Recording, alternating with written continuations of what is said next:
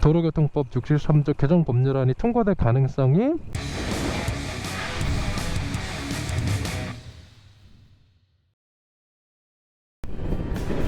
네, 오늘 오전 방송을 무사히 마치고 저는 이제 사무실로 돌아가는 길인데요.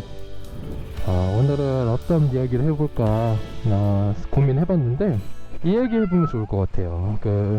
최근에 국회에서 아주 라이더들이 들으면 정말로 반가워할 만한 소식이 하나 들러왔죠. 뭐냐면 도로교통법 개정 법률안이 발의가 되었다라는 거거든요. 환노위 김학용 의원에 의해서 고속도로의 통행을 금지하는 대표적인 우리 라이더들에게는 악법인 도로교통법 63조에 대해서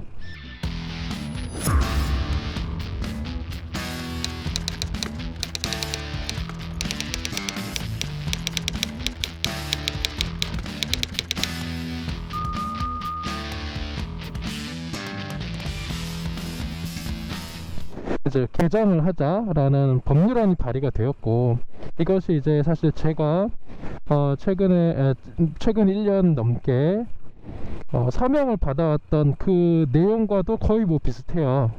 오토바이는 그러니까 이륜 자동차죠. 이륜 자동차는 긴급 자동차를 제외하고는 고속도로와 전용도로 통행을 금지하고 있는 현행 도로교통법 63조를 개정하겠다라는 것이었는데, 이 개정 법률안이 발의가 되었어요.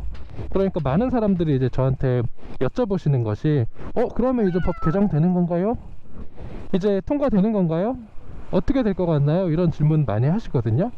네, 그런 질문에 대한 제 나름의 예측을 한번 오늘 말씀드려 볼까 해요. 결론적으로 도로교통법 63조 개정 법률안이 통과될 가능성이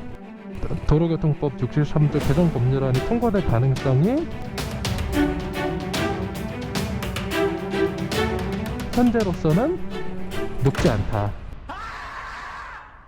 저는 희망 고문은 좀 좋지 않다고 봐요. 그래서 지금 상황에서 아주 바람직하고 우리가 기대했던 법률안이 발의된 것은 맞다. 그런데 통과될 가능성은 얼마나 되냐고 한다면 높지는 않다. 그 이유는 지금부터 설명을 드리도록 하겠습니다.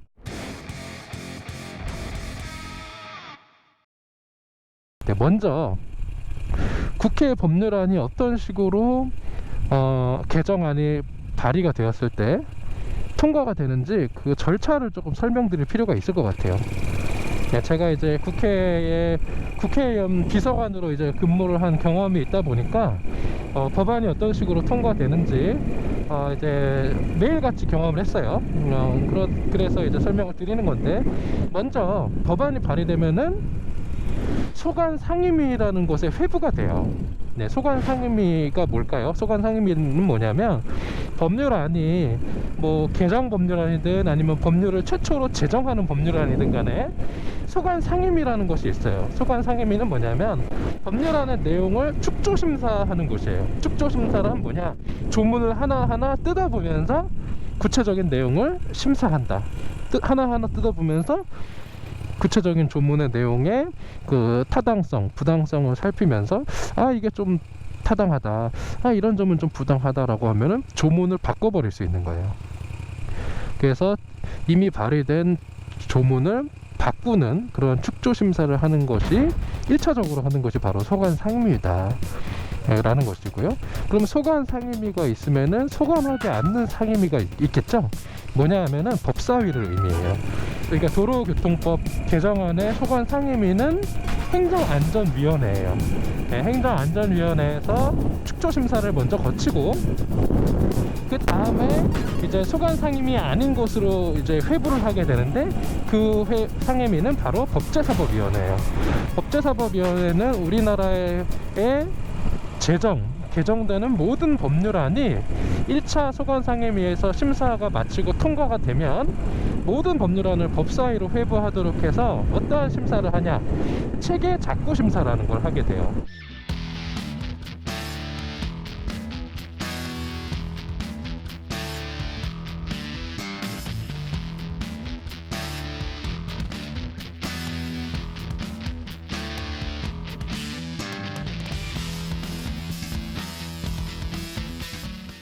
뭐냐 하면 소관상임위는 아무래도 자신들이 소관하는 법률에 대한 정물성은 있지만 자신들이 소관하지 않는 다른 법률안과 어떤 체계적인 정합성이나 이런 것, 그 다음에 헌법과의 연관성 이러한 것들까지도 모두 심사하기는 좀 어렵거든요. 예, 그렇다 보니까 소관상임위에서 예를 들어서 A 소관상임위에서 통과된 법과 B 소관상임위에서 관할하는 법이 서로 상충될 수도 있지 않겠어요? 그렇게 법이 서로 상충되거나 또는 헌법에 위반되면 안 되기 때문에 이러한 법률 사이의 어떤 그런 체계 정합성에 대한 심사를 하게 되는데, 그러한 심사를 바로 법제사법위원회에서 담당하게 된다 라는 것이고요. 그래서 법안이 발의가 되고 발의된 법안이 소관상임위에서 무사히 통과가 된다 하더라도 법사위라는 관문을 또 한번 거쳐야 되고, 이 법사위에서 체계작구심사 관문을 통과하면 그 다음에 이제 다들 아시는 것처럼 본회의에 부의가 돼서 본회의에서 국회의원 이제 제적 과반수의 참석 인원 과반수의 찬성 의견을 받았을 때 이제 본회의 가결이 돼서 국회 통과가 되는 것이고, 그렇게 되면 이제 국회에서 통과된 법률안이 정부로 이송돼서 대통령이 공포함으로써 법안이 최종적으로 효력이 이제 생기는 것이죠. 이렇게 법안이 발의가 되어서 최종적으로 통과가 되고 법률로서 효력을 발생하기까지는 여러 가지 관문을 거쳐야 돼요. 제가 지금 말씀드린 관문이 뭐였죠? 소관상임위 통과, 그 다음에 법제사법위원회의 체계작구심사 통과, 그 다음에 본회의 통과, 그리고 국회로부터 정부로의 이송, 이러한 것들을 거쳐야 되는데, 국회에서 통과된 법률안에 대해서 대통령이 거부권을 행사한다든지 이러한 경우는 극히 이례적인 경우고, 이런 도로교통법에 대해서 그런 일이 있을 것 같지는 않아요.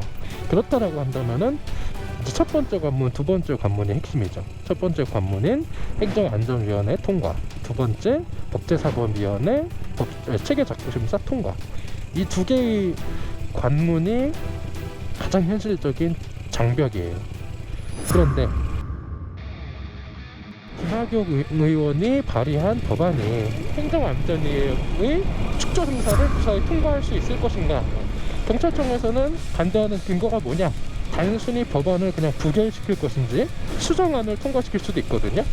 그런데 이 법안이 통과될 가능성이 높지 않다라고 부정적인 전망을 하는 이유는 뭐냐면,